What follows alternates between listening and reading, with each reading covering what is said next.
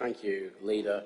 Rather than a question, it's more of a statement at this stage because it's been round the mill quite a bit, being called in, etc. I think I should start by saying, Dwayne, I appreciate you've inherited this issue, so there is no, from what I'm about to say, there is no sort of anything to be directed at you. Up until last Thursday, only I had actually read the contract out of all the councillors, which is quite disappointing, seeing as the Cabinet member is a solicitor, and one would have thought, before recommending to write it off, he would actually have perused the contract. There are a number of clauses within that contract that aren't actually set out within this briefing note. Section 27.1.3, subsections A through D, do indeed set out the good faith protocol as set out within the briefing paper. However, what the briefing paper does not set out is section 27.3, which is entitled Conditions on Claiming Force Majeure. It's in bold and you can't really miss it. And it's important that you realise that it states the party claiming, so they had to claim this at the time, to be affected by an event of force majeure will, on becoming aware of any event of force majeure which gives rise or which is likely to give rise to any failure or delay in performance of its obligations under this agreement, notify the other party promptly, giving details of the event of force majeure, the obligations on its part which are to be affected, and its reasonable estimate of the period of which such failure or delay will continue, and provide written confirmation and reasonable evidence of such event of force majeure promptly, following notification under clause 27.3.1, and take reasonable steps to prevent, avoid, overcome, mitigate the effects of such an event of force majeure. That would then have triggered the relief protocol.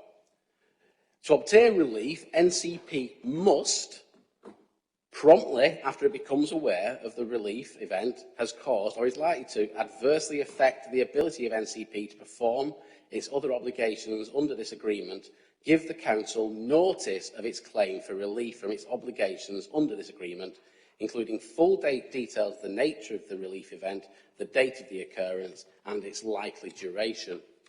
Within 10 business days or such other reasonable period agreed by parties of receipt of the Council, the notice referred to in clause 28.2.1 give details of the relief. To my understanding, 3 years is not promptly.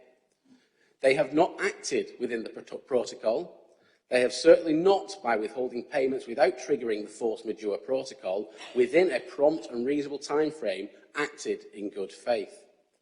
Furthermore, they have continued to default and as such are, according to section 5.14, interest on late payments, which sets out the Council can claim, with or without judgment, until the debt is paid, the prescribed interest as per the Late Payment of Commercial Debts Act 1998. I conservatively estimate this now to be in the region of £500,000. There is an inaccuracy in the briefing, although it was just briefly clarified there that they reckon the money went down by 55%, or the turnover. The paper it states that from March 2020 to present, NCP experienced long periods where the car parks are either being closed or operational but empty, implying the significant losses. But up until 2021, this council, and this is just for 1 year, paid NCP £839,000 for free two-hour parking, and that was just a 1 year extension. I didn't have enough time to figure out what we paid prior to that one extension. In addition, I've had several reports that permit holders were refused cancellation of their parking passes.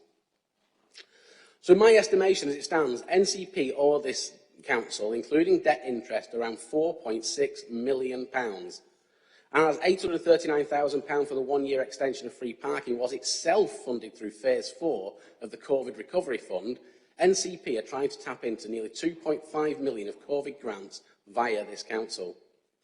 My recommendation to your Cabinet will be to go back and tell them to pay what you owe, and then we will look at the contract going forward. Acting in good faith goes both ways. You do not act in good faith by withholding payment to a contract. It is not good faith to ignore your partner for nearly 3 years before coming to the table. The COVID grant that we have siphoned off part of the bad debt was to help and assist local business owners recover from the effects of the pandemic, many who are still struggling now. This money was not to prop up big corporations' bottom line and inflate the profits for their Japanese owners. Finally, and this is my honest personal opinion, I still believe that section 4.1.2 of the report, the £292,786 excluding VAT, which is being written as a reduction of in-year income, which is being funded by an in-year redirection of budget, is contrary to the budget that this council agreed last financial year, and according to the constitution of this council, should be a decision for the full council. That council gave that determination by demanding you refuse the NCP terms. Therefore, if Cabinet goes ahead with this write-off, I believe it would be an unlawful decision. Thank you.